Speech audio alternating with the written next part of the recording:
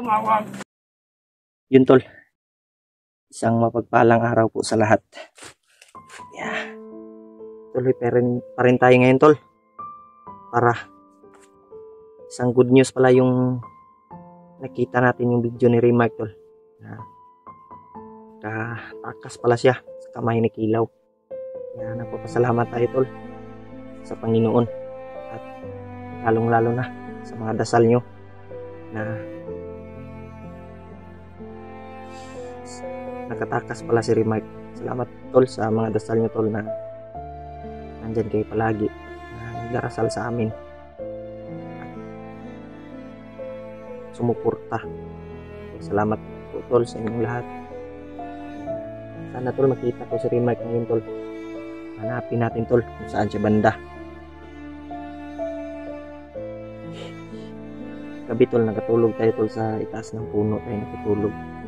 Kasi para yung walang masamang mangyari sa atin. Tuloy tayo ngayon tol.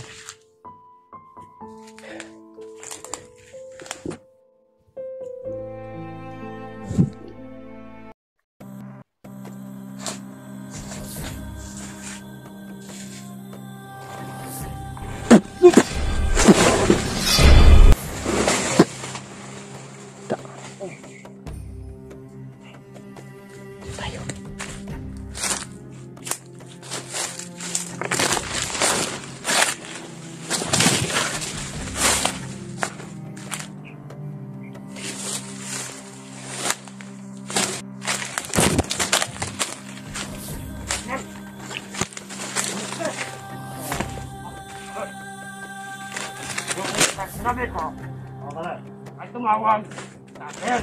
Kasi kasama natin. Kami nahuli sila.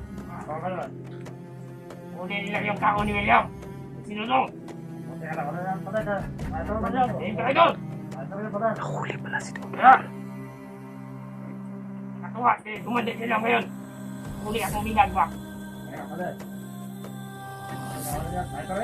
Yun, silaw. Ayaw yung pinagalitan. Ayaw yung pinagalitan. Nawala yung vlogger na nahuli niya. Ayaw pang pinaginitan. Yun baka masaya siya.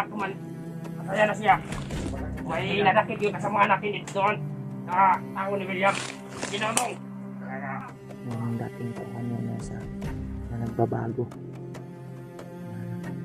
Doon sa bahay ni Remark na biglang nawala. Sabi ng asawa ni Remark na umalis daw si Dudong na hindi magpaat.